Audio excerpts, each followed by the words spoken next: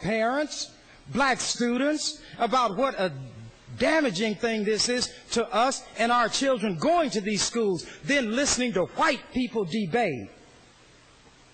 That's like Hermann Goering and Dr. Goebbels discussing anti-Semitism during the Nazi regime, and not a Jew is consulted, but the Jews are the victims, and these Nazis are going to determine what is the appropriate way to deal with Jews. Or having some of these racists who were opposed to Native Americans even living, discussing how Native Americans ought to be dealt with, and not a Native American anywhere. Time. Thank you, Senator Chambers. You are recognized to speak again. Thank you, Madam President.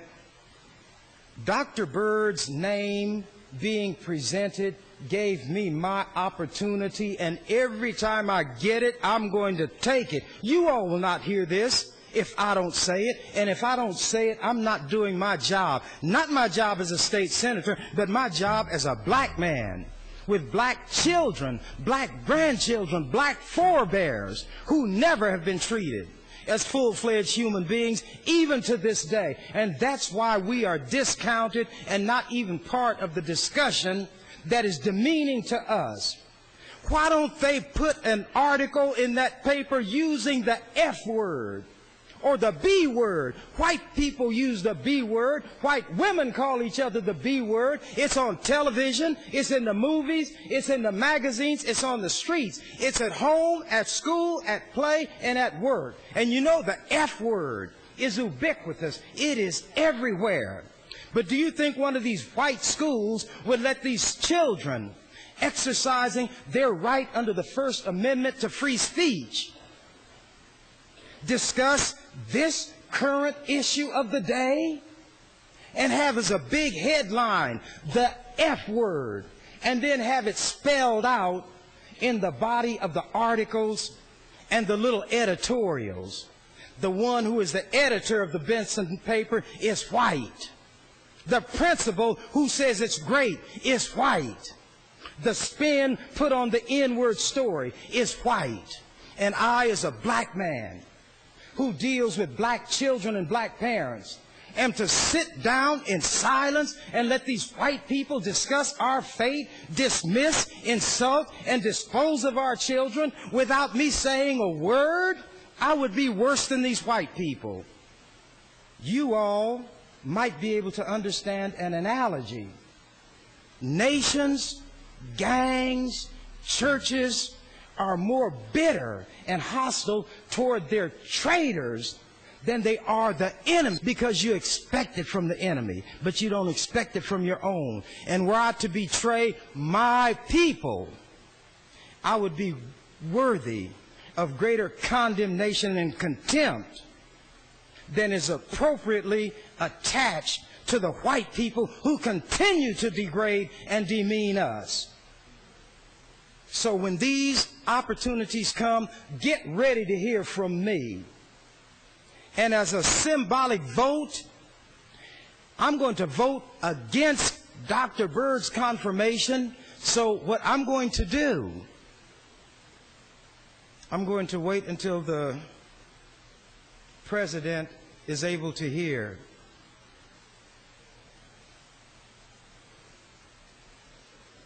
Madam President, I want to ask a question of Senator Rakes, then I may have a request. Senator Rakes, are all of these appointees who are presented to us for confirmation currently being presented as a package? They are, Senator. Senator Rakes. Yes, Senator, they are. Madam President, I would like to divide this question so that we debate and vote on each of these appointees individually. And I'm willing to come up there and discuss it with you, the clerk, and Senator Rakes, if that is necessary. Thank you, Senator.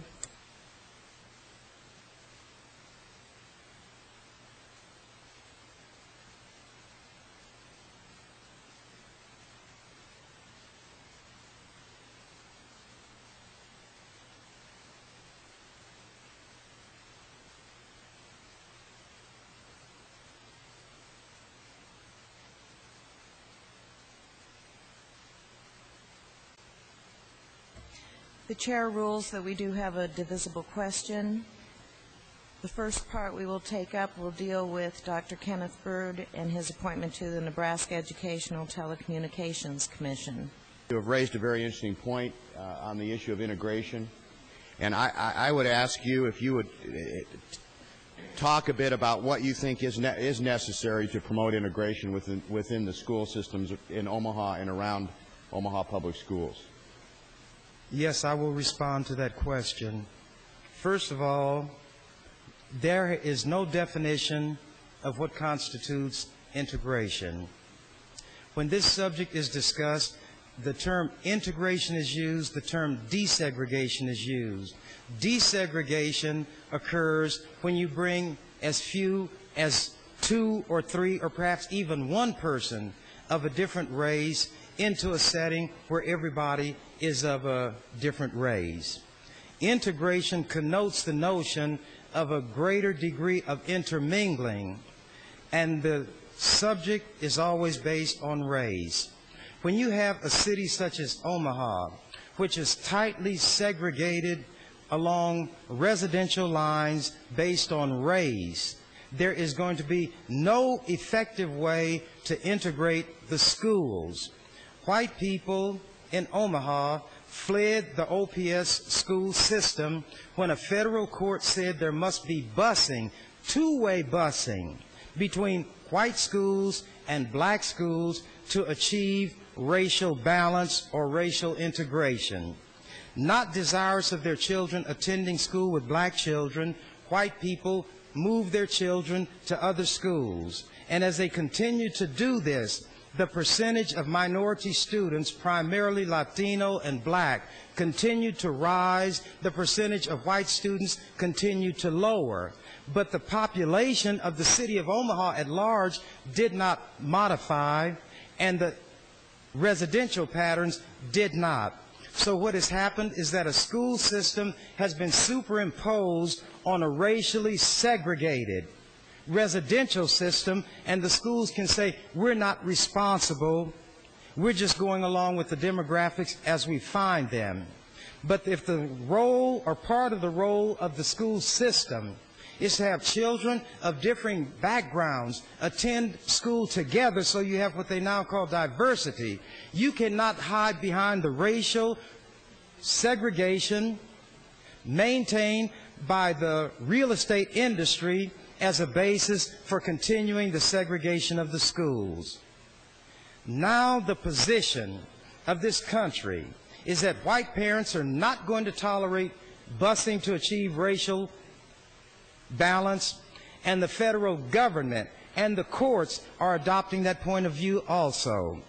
If you have, therefore, a tightly segregated city where the white people by and large live in one part and the non-white people by and large live in another part, if you cannot have busing and you have residential segregation, the only practical way, which is not feasible, that you will achieve integration is to transplant homes of black people from the black community into the white community. Transplant homes of white people from their community into the black community. But since that is not going to happen, integration in the schools is a chimera and will never, in fact, occur. Since that is the case, we should stop talking about integration, which won't happen and serves as a distraction, and focus on quality education in every building, regardless of where children go to school. So my view is that there will never, practically speaking, be integration based on race in the elementary schools, especially in Omaha. Thank you, Senator Chambers. Very briefly, I agree with Senator Chambers that the issue should be educational opportunity that we need to strive for. I do support Dr. Byrd's nomination. In District 66, with 28% poverty children, I think that district is making a significant effort to make change, but the change is slow in coming, Senator Chambers, and I agree that we have a long debate ahead of us. The segregation in Omaha is deplorable, and we need to address it. Thank you, Madam President.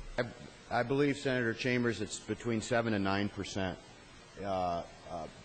minority. 7 and 9% or 79%? 7 and 9%. So it would be 91 to 93% white.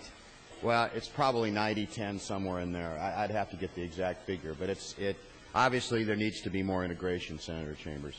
And do you see any practical way to integrate District 66 from the standpoint of race? I believe that if we provide free transportation and we do an excellent job, do a better job in encouraging racial minorities to attend District 66 and other suburban districts, that we can achieve more integration, Senator Chambers. Where will the room be which will accommodate large numbers of non-white children coming into these white suburban districts, including District 66, if their parents want to send them that far away from home for that purpose? Senator Chambers, we need to encourage racial minorities to attend District 66. We need to make those spaces available for children of color to come into District 66 and Millard and Elkhorn and all the other districts that are west of OPS. We know what needs to be done, but my question specifically is, how is the room going to be made available? We can do that by opening spaces within District 66. There are buildings that can be reconfigured, and there is an opportunity to attract and bring to District 66 additional numbers of minority students, and I think it's the appropriate thing to do. And do you think District 66 is going to do this voluntarily? I think they're trying to do it voluntarily, Senator Chambers. Not trying. I think they're trying, and I think they could do better, as could all the suburban districts. And the free transportation and encouraging minority and poverty students to move into these districts is imperative, in my opinion. Are you aware, Senator Ashford, that when they were having busing in Omaha to achieve racial balance, 1 grade level of white students was bused, but 3 grade levels of black students were bused? You're aware of that? Yes. Why would there be a greater burden placed on black children to carry out this integration rather than white people who make up a majority of the population? Well, I support, Senator, that's a good question, Senator Chambers, and I support it. I support encouraging white students to attend OPS from other districts. Maybe that's not your question. But you're missing, I'm asking you, why should that burden be placed primarily on the black children? Why, if they're talking about integration, should it not be equally shared, and they have 3 grade levels of white students bused and 3 grade levels of black students bused? Why do you think they didn't do that? White people wouldn't have liked that, would they? No, Senator Chambers. And white people didn't like busing, Senator. And 1 grade level was the minimum that they could do to comply with that federal consent decree. Isn't that true? The 1 grade level was the minimum standard. That's correct, Senator. And when John McKeel terminated busing for the purpose of achieving racial balance, you're aware that the black children were then returned to the black neighborhood schools. Are you aware of that? That's correct. And are you aware that when they returned to these schools, there were teachers who had never taught children in those 3 grades, but nevertheless, they were assigned to teach these children? Correct.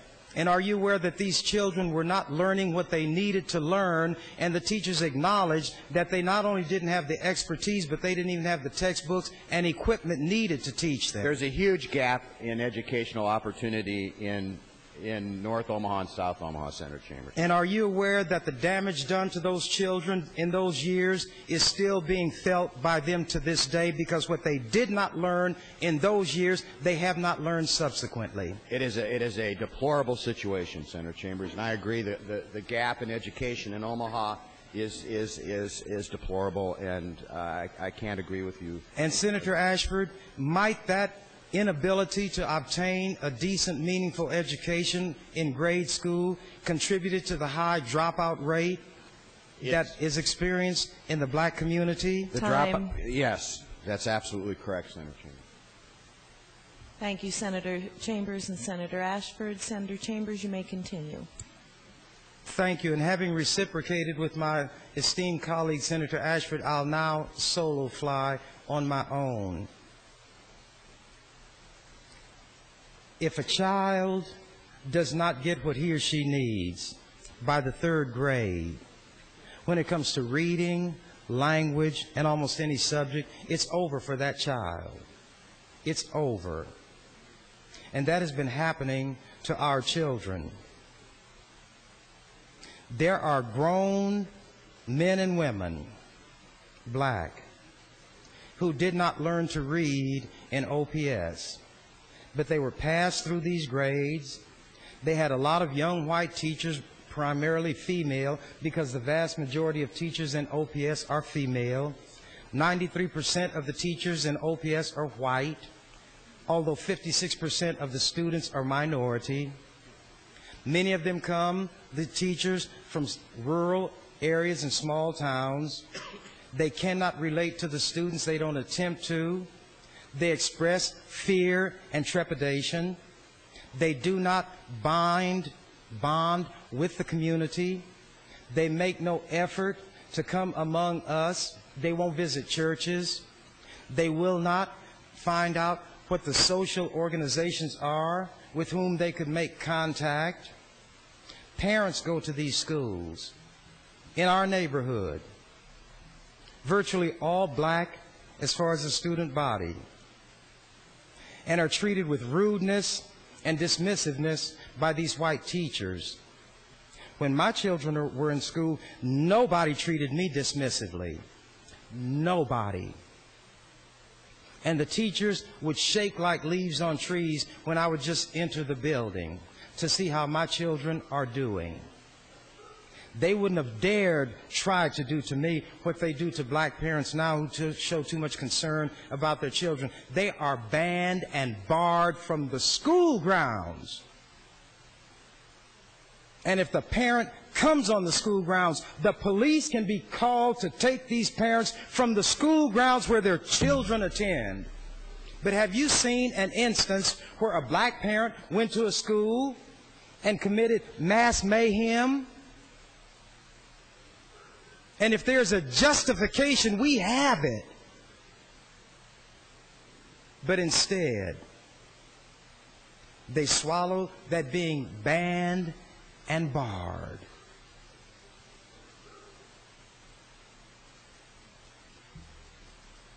Our children are being thrown to the white wolves.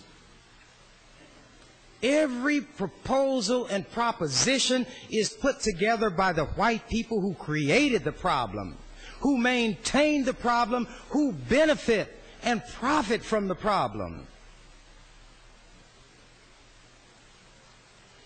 When Lyndon B. Johnson put together what was known as the Kerner Commission, or popularly as the Riot Commission, their conclusion was that America consists of two societies, one black, the other white. That remains the case today. In OPS, there are two education systems, one white, one non-white, and LB 1024 had nothing to do with it. And the children in the non-white portion of that system are being cheated. The tests demonstrated. But the same administration is presiding over both of those two sectors. So why is it they can provide teachers with experience, adequate textbooks, supplies, and support where the white children go to school, but not where the non-white children go to school? We don't have two separate administrations. There is one. But it turns its attention toward the children who are of the same complexion as they themselves.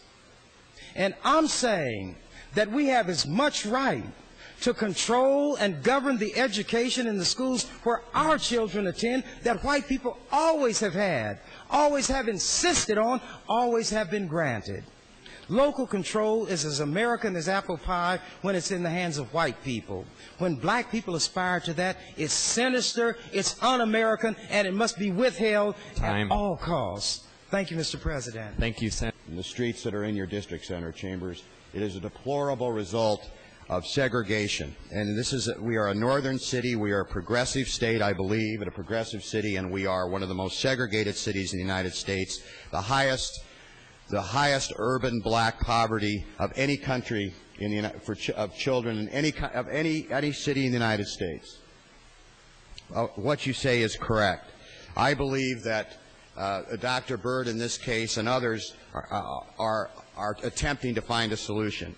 I don't have the solution. I think it's important that we continue to listen to you, Senator Chambers, as you tell us about what is going on in North Omaha and to some degree in South Omaha. And with that, I would give the rest of my time to Senator Chambers. Senator Chambers, you're recognized 3 minutes. Thank you, Mr. President. Thank you, Senator Ashford. Members of the legislature, anything white people want to do, they do. If they're going to build a new school, they build it. It's almost like dandelions popping up. One day you see green grass, the next day you see a sea of gold where the dandelions are. That's the way these white schools are when they want to build them. There are schools teaching Chinese. When I recommended that when we get some influence over the schools where our children go, since China is becoming a world player, economically and otherwise speaking, we would want Chinese taught in the schools where our children attend, and I was mocked, I was ridiculed, I was derided. A couple of weeks after I'd made that proposal on a cable television program I do, it was announced that Central High School, the premier school in Omaha, is going to teach Chinese. And the school system was going to pay to send a teacher, a person, to China to learn how to teach it. But it's ridiculed when I say we ought to do it for our children because our children are not human beings and they don't know it. NU entered an agreement not long ago with the country of China, and they're going to get a $100,000 at least grant from China so that there can be an exchange of students and Chinese can be taught at NU. But I mention it for our children, and it's laughed at. There are schools at the elementary level in Lincoln, Nebraska, where Chinese is being taught. You know what they want our children to learn? How to ridicule and degrade their most powerful and effective leader.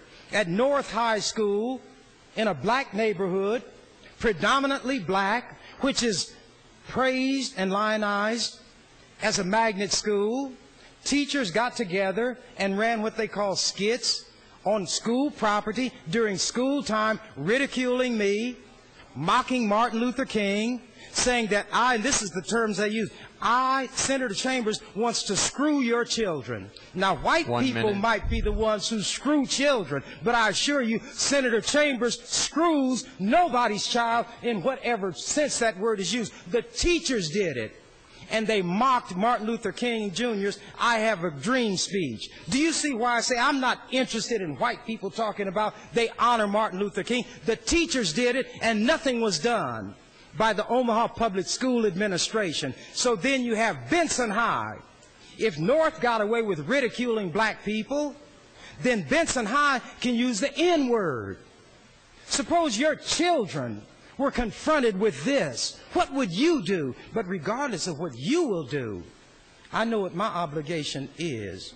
You all are lucky that I'm trying to persuade black children to follow the law, to develop their minds, not their throwing arm and accuracy so you can hurl a Molotov cocktail into some teacher's car or into a school building. Time. That's not what I tell them. Thank you, Mr. President. Thank you. And I believe this is my third time, Mr. President. You are correct. These teachers in their skit pointed out that Senator Chambers does not want black children to have education. Do you think they would allow... I'd like to ask Senator Ashford a question. Senator Ashford, would you yield to a question? Yes.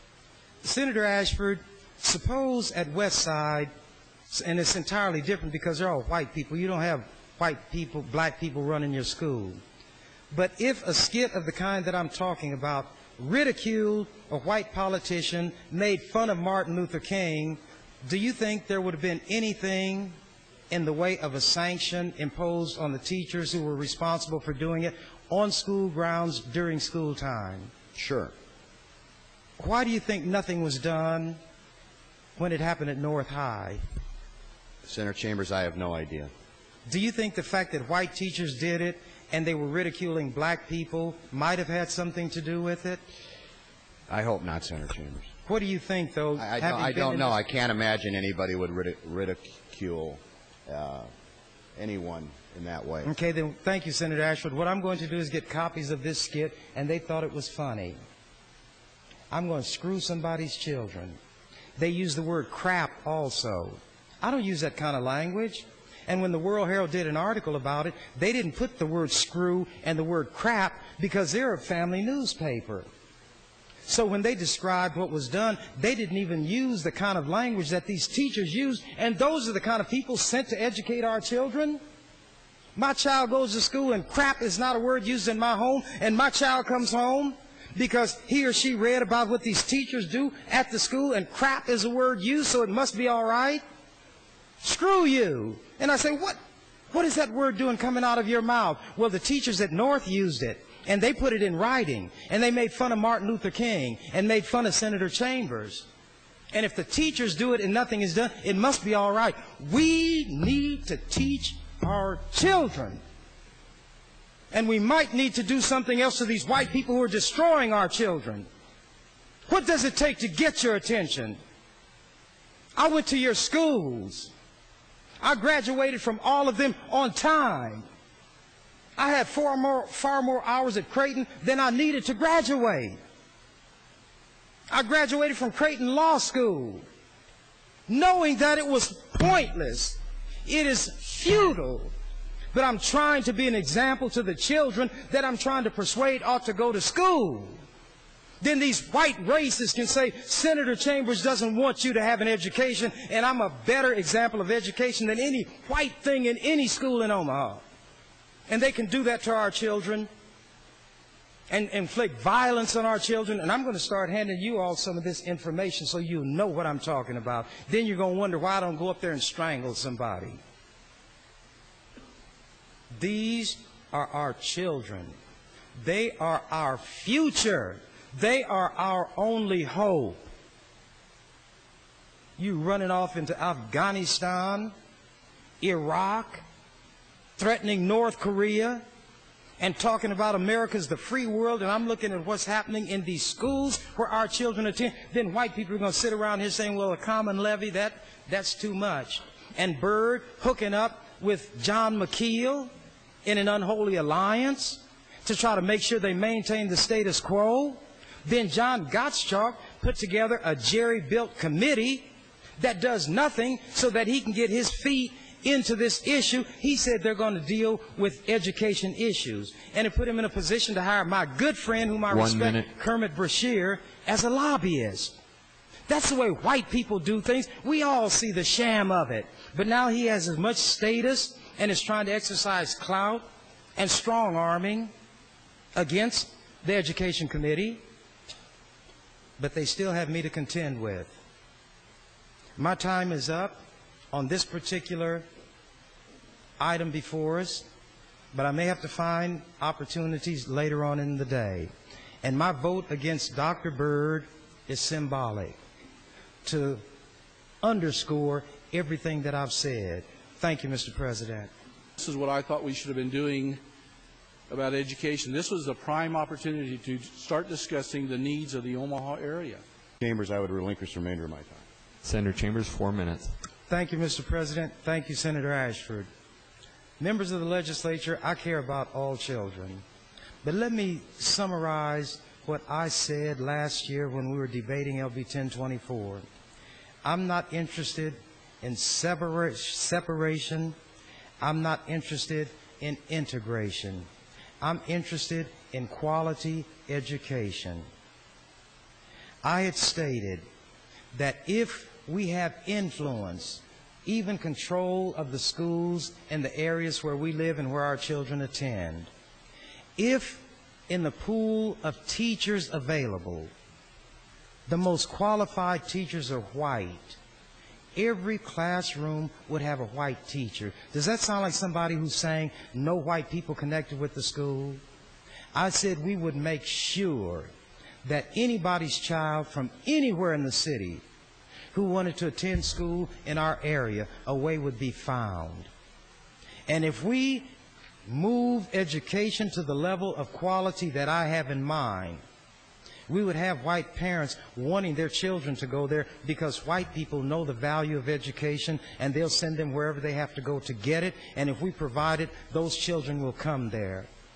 I pointed out how the community would embrace these white teachers, would support them, would make them a member of our family if they chose to have it that way. I know there are not enough black teachers in the Omaha Public Schools to staff every school with all black teachers, and that's not even what I ever said I was interested in anyway. White people don't listen to me. They listen to others misrepresent what I say. That's why I say it's such a waste. Why should I spend time even talking to white people? But I have to do it here because I'm in the legislature. I have to do it here knowing that I'm not being heeded. I got a call, and I'm going to check to see if this is confirmed. I just told you all about these vicious parodies written at North High. The call gave me a basis to do some investigating, that the one who approved of what happened at Benson was the one who did the work at North High and had been transferred to Benson. So the pathogen is moved from one infected body to another and spreads the same disease. And I'm going to track that down and see if it's true. But the schools will not tell us anything they do with these teachers or what they do with them or where they send them, in the same way the Catholic Church would not warn other dioceses that you're being sent a predatory priest, and they don't know it until the priest assaults some child again. So where our children are concerned, these misbehaving teachers are held in secret and protected and then sent to other schools to do their harm. I want education.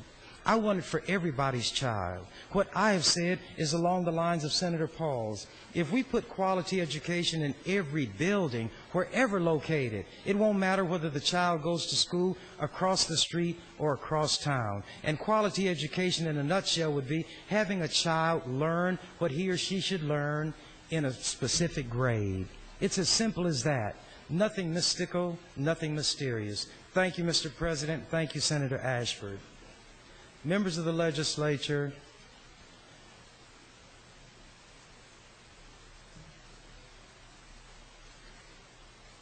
I have said what I really mean.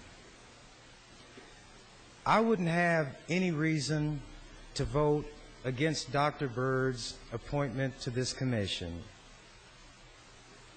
I said I would vote no for symbolic reasons. Symbols are extremely important. Words are symbols. Words are not the objects. They are symbols that stand for and represent objects.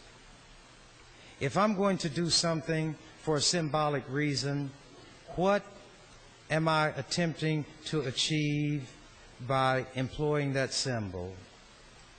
Having had the opportunity to state explicitly what is on my mind, I've thought about this thing. Since what I'm talking about has no bearing whatsoever on how Dr. Byrd will perform as a member of this commission, I'm not going to vote against his confirmation. I have not yet reached the point where I can treat other people exactly as they treat us. But before, as Shakespeare said, I shuffle off this mortal coil, I may reach that point. And if I do, everybody will know when I reach that point. I am trying to reason with you all. I've spent decades of my life, decades that I feel were wasted, trying to reason with you all and others of your complexion in this legislature and away from this legislature. I've gone to white schools and addressed white students. I would read to little bitty white children. Went to small towns in Nebraska by invitation where the parents did not want their children to be in the same room with me. and I went anyway to talk to those children whose parents wanted them to hear me. I've never abused or harmed anybody's child. That's why I wonder, how can these people hate our children so much when they don't know our children? Our children have not done anything to them, and they show their hatred. I couldn't do other people's children as our children are done. And maybe if I could reach that point, I would get a little more respect for the things that I say. Thank you, Mr. President.